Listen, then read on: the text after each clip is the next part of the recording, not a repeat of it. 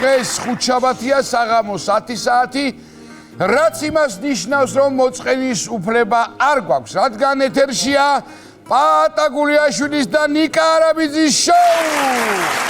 და ჩვენ ამ გადაცემის წამყვანები პატაგულიაშვილი და ნიკა არაბიძე გახლავართ გადაცემას. კიდევ უფრო ახალისებენ და KP-ს განწყობას გვიქმნიან ქსოვრელები და გიორგი შოშიდაძე.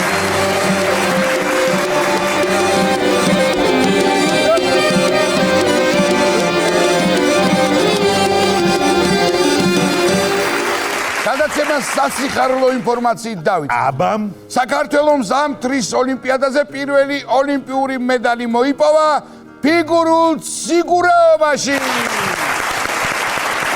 ლუკა ბერულოვამ და ანასტასია მეტელკინამ ვერცხლის მედლები აიღეს.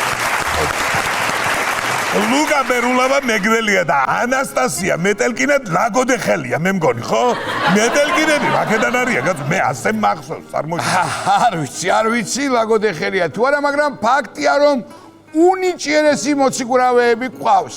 მდინარე ჩვენთან არ იყინება, ტბა ჩვენთან სათანადოდ არ იყინება და საყინველში რომ ისწავლი ფიგურულ სტრიალს და ვერცხლის მედალს მოიპოვებ ოლიმპიადაზე, ის ოქროსაც ჯობია.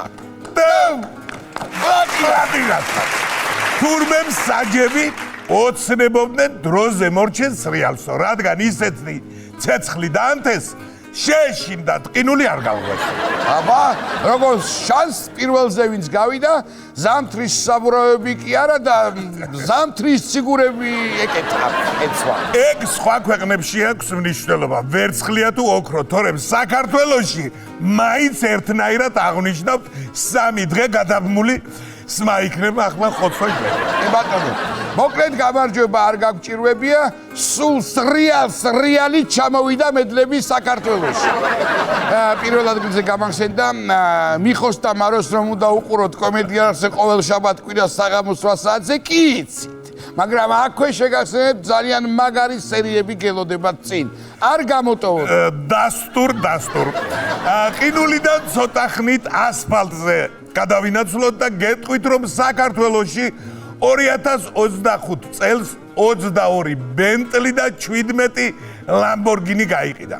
სამწუხაროდ ჩვენ ვერც ერთი ვერ ვიყიდეთ. ისე მომრავდა კარგი მანქანები, თქვა რომ აგდო ლამბორგის ან მერსედეს დაეცა. გაჩერდი თუ ძმახარ, რა ქვა უნდა აგდო, ხوار გაგიჟდი მთელი ცხოვრება რომ ვიბუშავოთ, ვალიდან ვერ ამოვახერთ. ხარჯი ბენტლის სკოლა საქართველოში. ჩათვალე ყველა ქორწილში შენ დაკავს ნეფეთ ატარცა. თან უარცხოვერეთყვი 100 დღეს. არ გამო. ამერიკაში წვილმა ბავშვი ხელოვნური ინტელექტის დახმარებით ჩასახა. მოკლედ, მეზობლების კითხვაზე მეორეს არაპირებთო, პასუხობენ ჩვენ რა ვიცით, ChatGPT-ს კითხეთ. ხელოვნური ინტელექტი კარნახობდა თურმე კაცს. ცოტა ვარჯი ვაიღე, ახლა ცოტა ვარჯი, კაია. ეს ხელოვნური ინტელექტი დაიწვა თურმე. მუშაობა. კაცო, სიცხვილი. თელამ პროცესს რომ აყურებიდეს. ხელოვნური ინტელექტის ადამიანი. ისე როგორი უხერხულია წვილი რომ ეკითხება ხელოვნურ ინტელექტს, როგორ გავაკეთოთ ბავშვი და ის რომ პასუხობს. აკრობთ შუქს. ეუბნები ჩემთან მოდი გიჟო და დანარჩენს აქ ვეღარ ვიტყვი ახლა. მოკლედ ბავშვები ადრე წეროს მოჰყავდა და ახლა Wi-Fi-ს მოჰყავს. ხელოვნური ინტელექტი ძალიან მაღალ დონეზეა აშშ-ში. მაგ დონეზე არ ვართ ჯერ ჩვენ ჯვარი გვწერია. ხელოვნურ ინტელექტზე გამახსენდა შონ ომალიმ ChatGPT-ს მკითხე და მიპასუხა პირველ ბრძოლაში მერაბ დვალიშვილს შენ მოუგეო. ეტყვის ახლაც მოუგებო და მოუნგრევს მერაბი ისევ ცხვირპირს. ChatGPT პირველად თქვა თურმე უზრდელური სიტყვა. მე არაფერი მithქვამს და ნუ მაბრალე. ომალის დედას უთქვამს შენ მოგიკვდეს დედა. კიდევ გამოხვედი შოკიდანო. აგერ შემდეგი თემა შენი კუთხიდანაა. გურჯაანში არასრულწლოვანმა თურმე ტრაქტორი მოიპარა. პოლიცია გამოეკიდა და გაასრო. ნუ ეხლა თელავში ტრაქტორის ყველა მეპატრონე განსაკუთრებით ფრთხილობს, რადგან თელაველი ბავშვები ვერ მოითმნენ გურჯაანელმა აჯობებს. რატომ მოიპარე ტრაქტორიო? არასრულწლოვანს კითხეს და რა ვიცი, რისი საშუალებაც იყო ის მოიპარეო. თორე მანქანა მინდოდა. შემონიკა მე მივხვდი. კი არ მოიპარა. მშრომელი ხალხი დაასვენა ერთი დღით, რა იყო? აი, შეიძლება. მე პატრონებს უთქვამს, არ გიჩივლებ, ოღონდ ის მასწავლე მიწოლის გარეშე, როგორ დაქოქენ ჩემი ტრაქტორი. გამართავა კაცო, ინდოელებმა რომ საქართველოში საკრუიზო გემზე ქორწილისთვის სპილოს შეყვანა მოითხოვეს იცი? გემის კაპიტანი გაგიჟდა. მეორედ მოსვლა უეჭველი სპილოს ზღვაში ნოეს კიდობნის მერე არც ყოფილა და არც გამო. გემის კაპიტანი არ ვიცი, მაგრამ ეს იდეა ძალიან მოეწონათ ბათუმელ ფოტოგრაფებს და არ გამიკვირდება სეზონზე დათვის ბელთან ერთად პატარა სპლიყვებთან ფოტოები შემოგთავაზ. ბოლოს როგორც ხდება ხოლმე ჩხუბი ამტყდარა და გოგოს ხარეს მაგრად უცებია ბიჭის ხარი. სპილო მაგათი მხრიდან ყოფილა და სპილო გასაგებია, მაგრამ უცხო პაენტელების არსებობის თუ გჯერა შენ. რა ვიცი, მე არ ვჯერა მაგალითად. აგერ ბარაკ ობამას ჯერა. სულ ახლახანს განაცხადა უცხო პაენტელები არსებობენო. მაგრამ მე ისინი არ მინახავს. აბა რა იცი, რომ არსებობენო ობამასთვის უკითხავთ? რა ვიცი, მეც წინა პრეზიდენტმა მითხრა არსებობენო და მართლა არსებობენ უცხო პაენტელები. რო იცი? შენ ვინ გითხრეთ? რანაირი ტიპი ხარ, აგერ არ თქვა ობამა.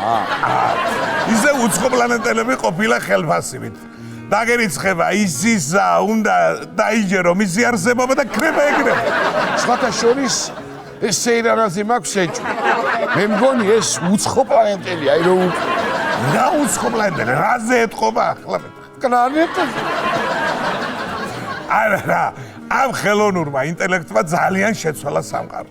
აგერ უცხო პლანეტელები, იქით რობოტები, აგერ იაპონელებმა შექმნეს ადამიანი რობოტი, რომელიც მოხუცებს და ბავშვებს მოულის და ღირებულება სულ რაღაც $173,000. $173,000 მომცენ ძმაო და მოხუცებს და ბავშვებს კი არა, ეზოსაც მოული მაგათ. ისე $173,000 რომ რობოტში გადაიხდი. თვითონ ამ რობოტს ხო უნდა მოუარო. ვარაფერი დაებართო, საქართველოში ვერ იმუშავებს ეს რობოტი. წარმოიდგინე ქართველი პაპა, რომ აი 100 გრამ ჭაჭას დაალევინებს ამას და მერე ნახა ვინ ვის მოულის. და ვინ როგორი მოსავლელი იქნება ერთი ან მეორე. ერთადერთი ბავშვს ვერ გამოუცვლის პამპერს. სველზე შეიძლება მოკლედ ჩართო მოუვიდეს და დაიწოს. ნეტა ხელოსან რობოტებზე არ ფიქრობენ, აბა ისე ხელოსნებმა რომ დამტანჯეს და თმა გამithეთრეს, აი არ თქვა და მარტომი არ ვიქნები ამ დღეს დარწმუნებული. რა ვიცი, მე ძალიან კარგი ხელოსნები შევხვდი. ეგეც გამართლებაზეა რა. მე ერთი შევხვდა იმისთანაზო გამაგია. მართლა? მომიყევი აბა ერთი, აქ ასეთი. ასე ლაპარაკს, მოდი სიმღერით ვიმღეროთ ჯობია. ხელოსნის და კლიენტის სიმღერა შევთავაზოთ ჩვენ მაყურებელს. მე ვინ ვიყო? შენ იყავი მომხმარებელი. კლიენტი და მე ვიგნები ხელოსანი. კი ბატონო, თავი